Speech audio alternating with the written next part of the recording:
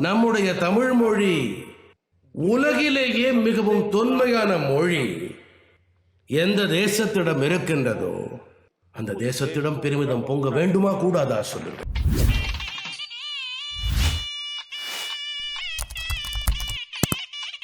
செம்மொழி வலையொலி YouTube channel. இந்த சேனலின் மூலமாக, அந்த வலையொலியின் மூலமாக பல்வேறு தகவல்களை தினந்தோறும் நாங்கள் வழங்கி கொண்டிருக்கக்கூடிய அந்த நிலையில் சிலப்பதிகாரம் என்ற தலைப்பில் ஒவ்வொரு பகுதியாக வழங்கக்கூடிய அந்த தொகுப்பை முழுமையாக கண்டு பார்க்கலாம்.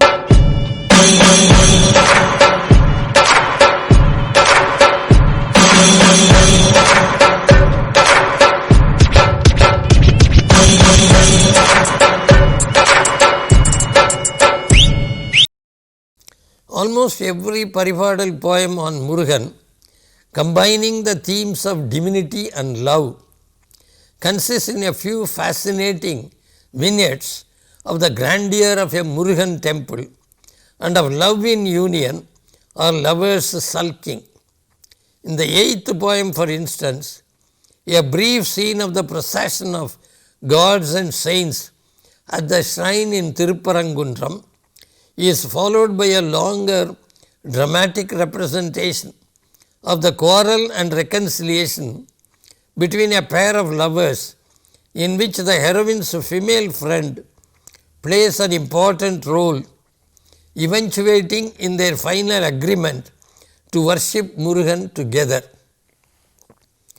Immediately after an exciting plea by the poet himself for the acceptance of the superiority of furtive love over wedded love, in the 9th poem,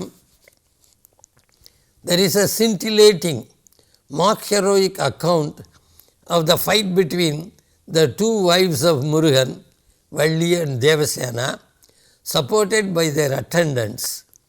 When scenes of sensuous love can form an integral part of reverential address to Murugan, why should humor be precluded?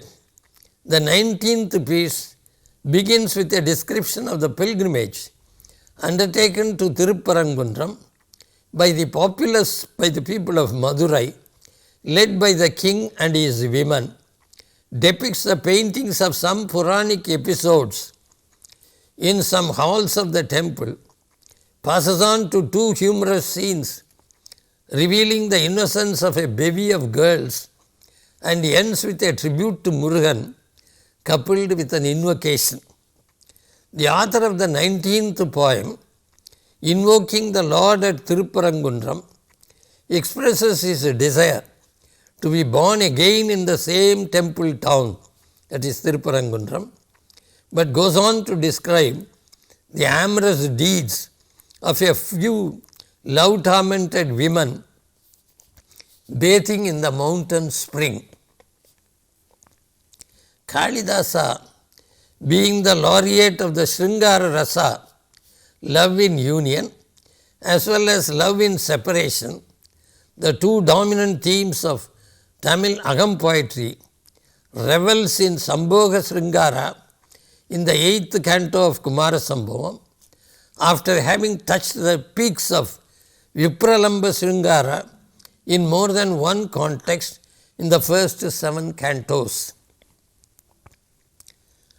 Kalidasa's main interest lies not in a breathtaking recital of the events associated with Kumara's incarnation, but in lingering over certain scenes of great aesthetic appeal and dramatizing them through sparkling dialogues. Avoiding the Homeric model of rapid narration of the story and not following the examples of Valmiki or Vyasa, who give equal importance to events and characters, Kalidasa, very much like the Sangam poets, focuses his attention on 1 or 2 or 3 aesthetically appealing dramatic scenes in every one of his sargas. And the story, as has been noticed by Sanskrit scholars, often fades into insignificance.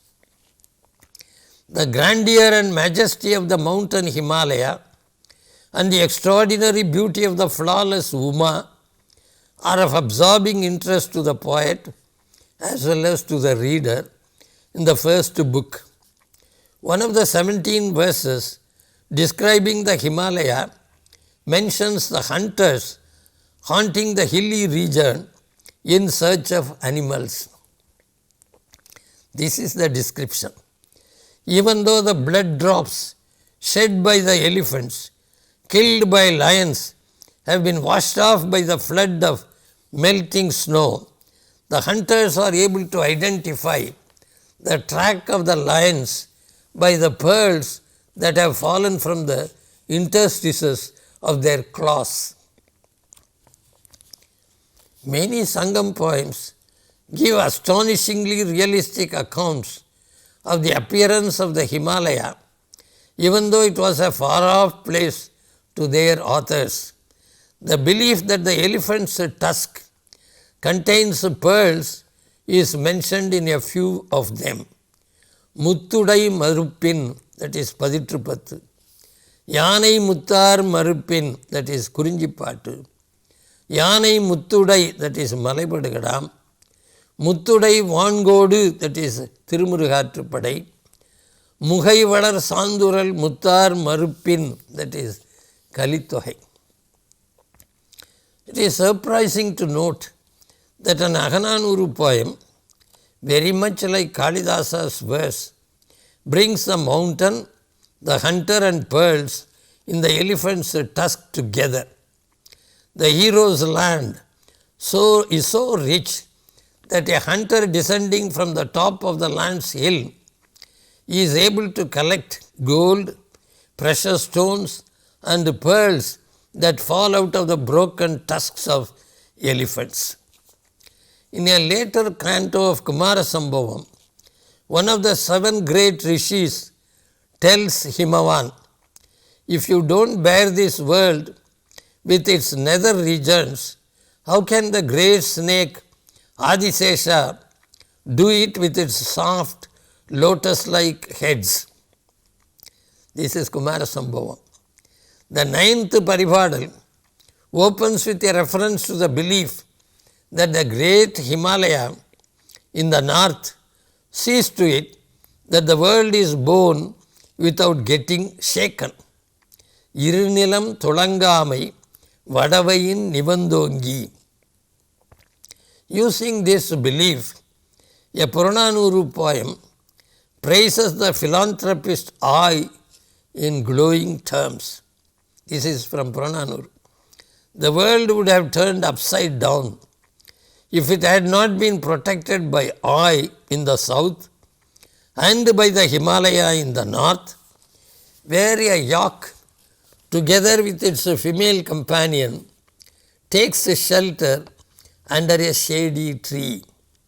Narandai Narumbul Mainda Kavari, Piradadu Manno Immalarthalai Ulage. That is the last line, Purananuru. The yak scene of the Purananuru poem reminds us of Kalidasa's portrayal of the charming animal called Kavari that is known to live mainly in the Himalaya mountain and in Tibet. This is the description in Kumarasambhavam. The fact that Himavan is the king of the mountain seems to be acknowledged by the presence of yaks whose tails, white as the lunar rays, moving this side and that, serve as royal fans. It is in the second part of the first book that Kalidasa's description of Parvati's appearance, beginning with the foot and ending with the head, in 19 verses, stands out, arresting the reader's attention. Sanskrit scholars tell us that this description of feminine beauty, limb by limb, adding up to a perfect whole, became a regular literary convention in later literature, and it is given the name Naga Siganda Varnana. In Tamil, this motif is to be found not only in Tirumurugatrupadai, but in earlier writings like Purunaraatrupadai and Sirubanaatrupadai. The three Tamil works confer this honor of head to foot description on the divine damsels Surara Magalir, the singing woman Padini, and the dancing woman Virali respectively, and there are striking similarities among the four versions. Kalidasa uses plantains and elephants' trunks as negative similes in the description of Parvati's thighs, saying that the latter are not so cold as plantains or so rough as elephants' trunks. Sirubanaatrupadai uses the same double simile in its description of the professional dancing woman. சேர்ந்துடன் செறிந்த குரங்கில் குரங்கன மால்வரை ஒழுகிய வாழை. Parvati's breasts pressing against each other are so close that there is no space for a lotus thread between them. This is Kumarasambhavam. The professional singer of Purunaraatrupadai is endowed with a pair of young rising breasts that cannot be divided even by the thinnest twig. Irukku idaiboga ஏரிள மனம் முலை. Of Parvati's slender neck and the pearl necklace round it, we don't know which made the other beautiful, that is Kumarasambhavam. In Kalitohai, we come across women whose beauty beautifies the ornaments they wear. Kalambutha ani avar karigai magir seiya, that is Kalitohai. In the second canto of Kalidasa's epic, the dialogue between Brahmadeva and the denizens of heaven, tortured by Taraka, lures the readers as it is tinged with mild irony and genial humor. The catalogue and procession of the gods that meet the heavenly creator would remind any close student of Sangam poetry of a similar expedition undertaken by the Devas in Tirumurugatrupadai. The procession in Kumarasambhavam is led by Indra, the edges of whose thunderbolt appear to have been blunted on account of his fear for the merciless Asura. The all-powerful noose in the hand of Varuna is now like a serpent whose strength and venom have been destroyed by a charm. These are Kalidasa's descriptions. The hand of Kubera that has been deprived of its mace is like a tree with broken branches. The sturdy rod of Yama with which he is now scratching on the ground, losing its luster, seems to have become as small as an extinguished firebrand. The 12 Adityas, having lost their heat, can be gazed at as though they were figures depicted in pictures. The worry agitating the minds of the 7 wind gods, the Maruts, has reduced their speed just as flood may be stopped by the contrary motion of water. The 11 Rudras, their crescent moon is so, their matted hair hanging down look crestfallen. In Tirumurugatrupadai, the procession to the Murugan temple at Avinangudi is led by saints who are joined by Thirumal, Uruthiran, Indiran and the 18 types of Devas, including the 12 Adityas, the 12 Rudras, the Vasus and the Maruts, all of whom shine as stars, rush as the wind and possess the strength of fire and the voice of thunder. மீன்பூத்தன்ன தோன்றலர் mean சேர்வு வழிகிளர்ந்தன்ன செலவினர் உரும் இடித்தன்ன குரலினர். The saints wearing bark garments have silvery white hair. Their half-starved bodies are pure and clean. Their bony chests are covered with the deer skin. In their learning and possession of a keen intellect, they are exemplary. Free from anger, misery and bitterness, they are gentle and extremely refined. There are echoes of this description in the 6th canto of Kumarasambhavam, where the meeting of the famed 7 saints and Shiva takes place before they are sent as messengers to the Himavan by the Lord seeking the hand of Uma in marriage. With their matted hair shining like gold, they look as bright as the numerous reflections of the sun in the waters of a river. They are so fast as the mind and travel in the sky blue as steel. Agananuru and Paribadal also speak of the steel-colored lightning. Velinum pallur minni, kannolir yekhin kadiya minni. These are to be found in Agananuru and Paribadal respectively. The meeting between Indra and Kama, the untimely appearance of spring and the scenes of vernal beauty are the most enticing parts of the 3rd book of the Sanskrit epic Kumarasambhavam.